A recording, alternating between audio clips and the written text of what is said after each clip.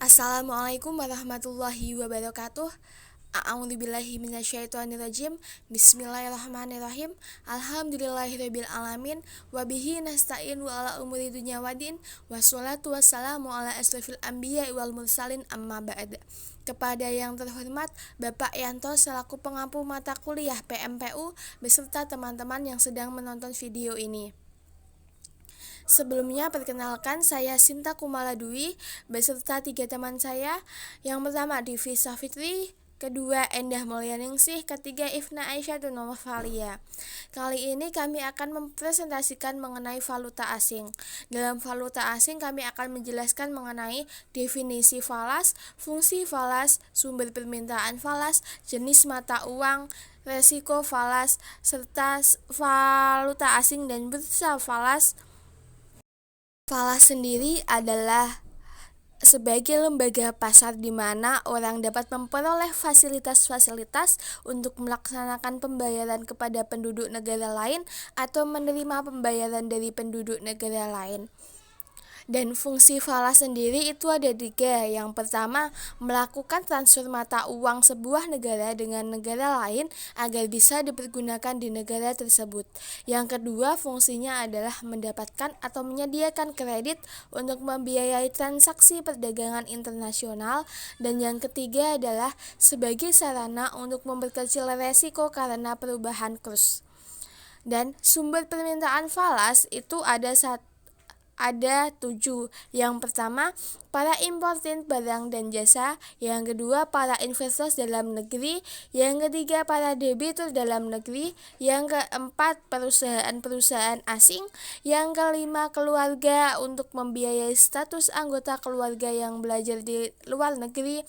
Yang ke-6, para spekulan yang berlomba-lomba membeli valuta asing. Dan yang terakhir adalah wisatawan dalam negeri yang akan melawat ke luar negeri. Selanjutnya akan disampaikan oleh teman-teman saya. Materi selanjutnya yaitu jenis mata uang. Yang pertama ada convertible, yaitu bebas untuk ditukarkan dengan emas atau ditukarkan dengan mata uang asing. Kemudian yang kedua ada inconvertible, yaitu sukar untuk ditukarkan dengan mata uang negara lain. Kemudian yang ketiga ada hard currencies atau mata uang yang kuat, yaitu mata uang yang memiliki sifat acceptability yang tinggi. Kemudian yang keempat ada soft currencies, sangat sedikit atau bahkan tidak ada peminatnya. Selanjutnya yaitu resiko falas. Ada 2, yang pertama ada hedging, yaitu apabila transaksi yang diadakan oleh penduduk suatu negara dengan penduduk negara lain pembayarannya tidak seketika, maka pihak pengekspor atau pengimpor akan menanggung resiko yang timbul sebagai akibat adanya perubahan kurs valuta asing. Kemudian resiko yang kedua ada arbitrage, yaitu terjadi jika valuta asing di negara satu berbeda dengan kurs valuta asing yang terjadi di negara lain. Tindakan arbitrage mempunyai pengaruh menghilangkan atau paling sedikit mengurangi perbedaan kurs valuta asing. Selanjutnya yaitu valuta asing dan bursa falas. Jaringan falas. Karena pasar valuta asing atau falas adalah pasar yang tidak punya lokasi fisik, transaksi di pasar ini biasanya dilakukan oleh bank dengan menggunakan sistem jaringan antar bank atau interbank trading. Pasar falas. Ada beberapa pasar falas. Yang pertama ada pasar spot. Pasar spot melibatkan pertukaran mata uang dalam bentuk cek yang ditarik pada rekening dengan denominasi mata uang yang berbeda. Instruksi untuk menukarkan mata uang di pasar spot dilakukan dalam bentuk wesel bank, yaitu cek yang dikeluarkan bank dan dicairkan dalam 1 atau 2 hari kerja setelah cek dikeluarkan. Materi selanjutnya yaitu valuta asing dan bursa falas. Pasar forward. Sama seperti pasar spot, pasar forward tidak harus berwujud tempat secara fisik. Pasar ini menampung transaksi forward yang biasanya dilakukan untuk membatasi resiko valuta asing. Transaksi forward dapat dilakukan antar bank dan kliennya adalah individu atau lembaga, baik dari bank maupun non-bank. Jika dilihat dari masa kontrak, Transaksi forward antar bank memiliki dimensi waktu kelipatan 30, yaitu bermasa kontrak 30 hari, 90 hari, dan 180 hari. Sedangkan transaksi forward antara bank dan klien non-bank biasanya bermasa kontrak bukan kelipatan 30 hari. Selanjutnya yaitu valuta asing dan bursa falas. Pasar futures. Pasar ini memiliki dua jenis objek transaksi, yaitu valuta asing atau financial future market dan komoditi atau commodity future market. Sama seperti pasar forward, pasar ini juga berguna untuk membatasi resiko atau hedging dan tujuan spekulatif. Sebuah kontrak adalah kesepakatan memperdagangkan atau menukarkan valuta asing, di mana penyerahan valuta asing dilakukan pada masa yang akan datang dalam jumlah, waktu, tempat, dan harga tertentu. Selanjutnya yaitu valuta asing dan bursa falas, yaitu pasar opsi. Berbeda dari pasar forward dan futures, di mana pada saat jatuh tempo akan ada penyelesaian transaksi berupa penyerahan mata uang dan pembayaran. Kontrak opsi memberi hak kepada pemegangnya untuk membeli atau menjual mata uang tertentu. Keputusan untuk menjalankan hak yang dimiliki sepenuhnya ditentukan oleh pemegang opsi.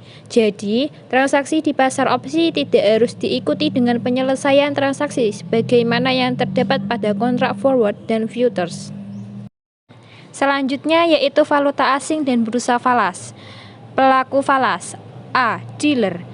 Dealer pada umumnya disebut juga sebagai market maker yang berfungsi sebagai pihak yang membuat pasar bergairah di pasar uang. Dealer umumnya mengkhususkan pada mata uang tertentu dan menetapkan tingkat persediaan tertentu pada mata uang tersebut. Biasanya yang bertindak sebagai dealer adalah pihak bank. Meskipun ada juga beberapa yang non-bank, mereka mendapatkan keuntungan dari selisih harga jual dan harga beli valuta asing. Pelaku falas selanjutnya adalah perorangan atau individu. Perorangan atau individu dapat melakukan transaksi perdagangan valuta asing atau falas. Pasar valuta asing dimanfaatkan untuk memperlancar transaksi bisnis. Yang termasuk dalam kelompok perorangan atau individu adalah eksportir, importir, investor internasional, perusahaan multinasional, dan lain-lain. C. Spekulan dan arbitrator. Spekulan dan arbitrator ini berbeda dari dealer karena spekulan dan arbitrator bertindak atas kehendak mereka sendiri dan tidak memiliki kewajiban untuk melayani konsumen serta tidak menjamin kelangsungan pasar. Spekulan juga pelaku pasar yang akan meramaikan transaksi di pasar uang. Para spekulan dapat keuntungan dari perubahan atau fluktuasi harga umum atau capital gain. Sementara itu, arbitrator memperoleh keuntungan dengan memanfaatkan perbedaan harga di berbagai pasar. D. Bank sentral. Fungsi dari bank sentral dalam pasar valuta asing umumnya adalah sebagai stabilisator nilai tukar mata uang lokal. Bank sentral memanfaatkan pasar valuta asing untuk mendapatkan atau membelanjakan cadangan valuta asingnya agar dapat mempengaruhi stabilitas nilai tukar mata uang sehingga berdampak positif bagi perekonomian nasional negara. E. Pialang. Pialang bertindak sebagai perantara yang mempertemukan penawaran dan permintaan terhadap mata uang tertentu. Agar dapat melaksanakan tugasnya dengan baik, perusahaan pialang memiliki akses langsung dengan dealer dan bank di seluruh dunia. Terima kasih. Saya kembalikan kepada moderator. Sekian presentasi dari kami, kurang lebihnya mohon maaf. Wallahul muwaffiq ila aqwamit thoriq. Wassalamualaikum warahmatullahi wabarakatuh. Selanjutnya adalah sesi tanya jawab. Untuk sesi tanya jawab bisa langsung di kolom LMS yang sudah disediakan. Terima kasih.